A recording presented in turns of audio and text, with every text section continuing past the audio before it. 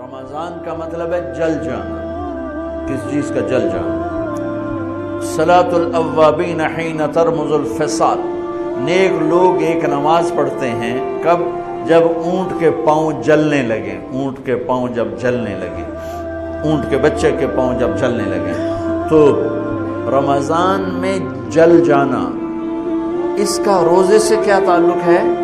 اس کا روزے سے تعلق یہ ہے کہ 360 دن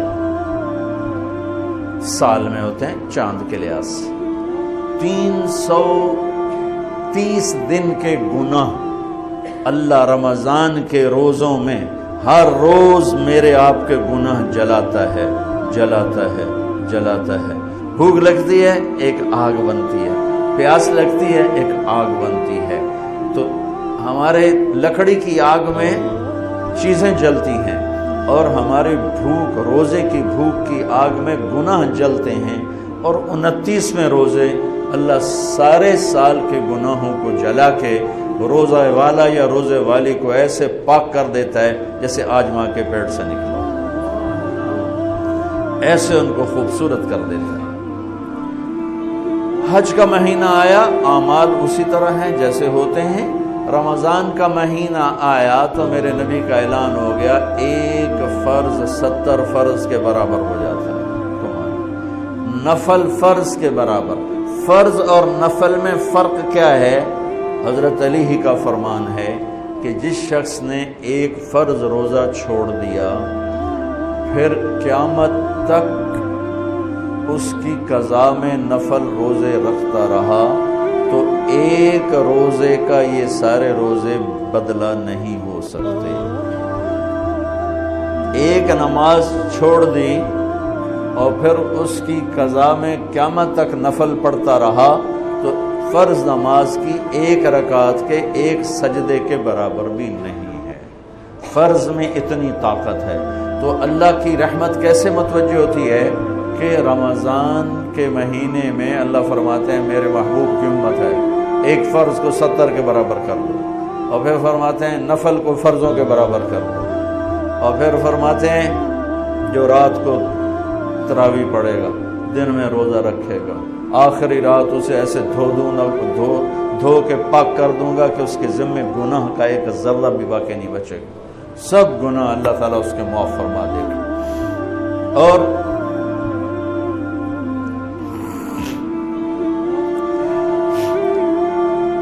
میرے نبی نے فرمایا من صام رمضان ایمانا و احتسابا، دوسری بھی من قام رمضان ایمانا و احتسابا، جس نے روزہ رکھا اللہ کی رضا کے لیے، جس نے تراویح پڑھی اللہ کی رضا کے لیے، اس کے پچھلی زندگی کے سارے گناہ اللہ معاف فرما دیتا ہے. رات کا قیام کسی امت کو نہیں ملا. دیکھو روزہ سخت تھا تو ان کا قیام اللیل نہیں تھا چونکہ وہ اپنی کتاب پڑھ سکتے ہی نہیں تھے. رمضان میں اللہ نے آسمانی کتابیں اتاری. یکم رمضان کو ابراہیم علیہ السلام پر، 2 رمضان کو تورات موسیٰ علیہ السلام پر، 8 یا 6 رمضان کو عیسیٰ علیہ السلام پر، موسیٰ علیہ السلام پر، داؤد علیہ السلام پر زبور کو اتارا، اور 12 یا 18 رمضان کو عیسیٰ علیہ السلام پر انجیل کو اتارا، اور 21 رمضان کو اللہ تعالیٰ نے پیر کی رات لیلۃ القدر میں غار حرا کے اندر اللہ تعالیٰ نے اپنے محبوب پر کتاب کو اتارا. وہ کتابیں فل آ گئیں، لکھی لکھائیں. قرآن فل نہیں آیا، قرآن صرف ایک سورت کے 19 الفاظ آئے بس، اور پھر 23 برس میں قرآن اترا. کتنے انبیاء ایسے گزرے ہیں جن کے پاس جبریل زندگی میں ایک دفعہ آیا، زندگی جبریل ایک دفعہ، اور ایک سے لے کر آگے کوئی تعداد مقرر نہیں ہے، 100 دفعہ 200 دفعہ. لیکن آپ حیران ہوں گے ہمارے نبی پر جبریل 23 برس میں 24,000 دفعہ، 24,000 دفعہ، جو ایک عجب العجائب ہے، عجب العجائب ہے. تو میرے بھائیوں، رات کی تراویح، دن کا روزہ، تراویح میں کیا ملنے والا ہے؟ میرے نبی کا فرمان ہے ہر سجدے پہ 1500 نیکی، ہر سجدے پہ 1500 نیکی۔ تھوڑی اپنی کاروباری مصروفیت گھٹاؤ، اپنی کاروباری مشقت گھٹاؤ، اپنے ملازموں کی بھی مشقت گھٹاؤ، تاکہ وہ تراویح پڑھ سکیں، روزہ رکھ سکیں، بشاشت سے پڑھ سکیں، اور اللہ کا فضل ہے ڈھیلے سے ڈھیلا حافظ بھی ہو تو 1.5 گھنٹے میں سارا کچھ نمٹ جاتا ہے۔ اتنی سی ہمت کرو میرے بھائیو کہ افطاری میں تھوڑا کھاؤ۔ اگر تم پہلوانوں کی طرح شروع ہو گیا نا، پھر تو تم سے عشاء بھی نہیں پڑھی جائے گی، تراویح تم نے کیا پڑھنا۔ روزہ جسم کی فالتو چیزوں کو جلاتا ہے، روزہ ایک قوت پیدا کرتا ہے ایمانی شیطان کے خلاف۔ وہ کیسے پیدا کرتا ہے شیطان کے خلاف؟ اللہ تعالیٰ حلال کو بھی حرام کر دیتا ہے۔ جب بیوی کو بھی شہوت سے دیکھنا حرام ہو گیا اور یہ اس پہ قابو پا گیا تو اوروں کی عزت کو یہ حرام نظر سے کیوں دیکھے گا؟ جب یہ حلال کھانا چھوڑ گیا تو یہ جھوٹ کیوں بولے گا، یہ گالی کیوں دے گا، یہ غیبت کیوں کرے گا؟ جب یہ کان میں دوائی ڈالنا چھوڑ گیا کہ روزہ ٹوٹ جاتا ہے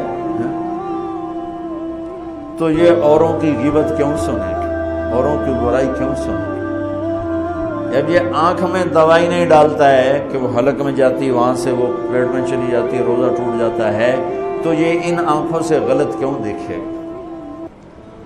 یہ غلط کیوں کسی کی عزت کے اوپر اپنی بددیانت نظر کو ڈالے گا؟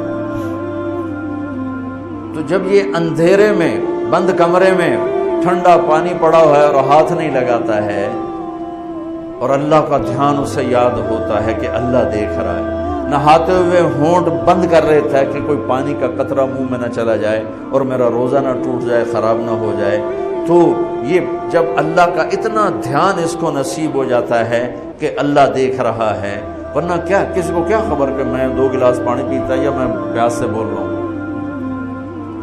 تو جب وہ اللہ کو اتنا اپنے دھیان میں لے آتا ہے کہ اللہ دیکھ رہا ہے، میں پانی نہیں پیوں گا، اللہ دیکھ رہا ہے، میں بیوی کو ہاتھ نہیں لگاؤں گا، اللہ دیکھ رہا ہے، میں کسی کی عزت پر بری نظر نہیں ڈالوں گا، اللہ دیکھ رہا ہے، میں کسی کی برائی نہیں سنوں گا، اللہ دیکھ رہا ہے، میں کسی کی برائی نہیں کروں گا، تو پھر جب یہ بازار میں جائے گا تو جھوٹ تو نہیں بولے گا، جب یہ تولے گا تو غلط تو نہیں تولے گا۔ ہاں یہ الگ بات ہے، بہت سے مجھے ملے کہ بس رمضان میں جھوٹ چھوڑ دیتے ہیں، اس کے بعد پھر شروع ہو جائے گا۔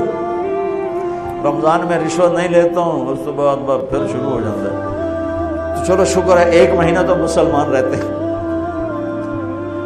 اچھا اس کی وجہ کیا ہے کہ رشوت خور کہتا ہے جی رمضان میں نہیں، جی نہیں، رمضان میں جھوٹ نہیں بولنا، رمضان میں صحیح تولنا ہے، رمضان میں غلط نہیں تولنا ہے۔ کیوں؟ شیطان قید ہو جاتا ہے۔ رمضان میں نمازی کیوں بڑھ جاتے ہیں؟ شیطان قید ہو جاتا ہے۔ کسی امت کو یہ نہیں ملا کہ رمضان میں شیطان قید کیے جائیں، اس امت کو ملا رمضان میں شیطان قید ہو جاتے ہیں۔ کسی امت کو یہ نہیں ملا کہ رمضان میں جہنم کے دروازے بند ہو جائیں، اس امت کو ملا ہے رمضان میں جہنم کے دروازے بند ہو جاتے ہیں، جنت کے دروازے کھل جاتے ہیں۔ کسی امت کو یہ نہیں ملا کہ ان کے لیے ہر مخلوق دعا کرے، رمضان کے مہینے میں اس امت کو یہ ملا ہے کہ ان کے روزہ رکھنے والوں کے لیے چونٹیاں بھی دعا کرتی، پرندے بھی دعا کرتے، مچھلیاں بھی دعا کرتی، ہوائیں دعا کرتی ہیں، ہر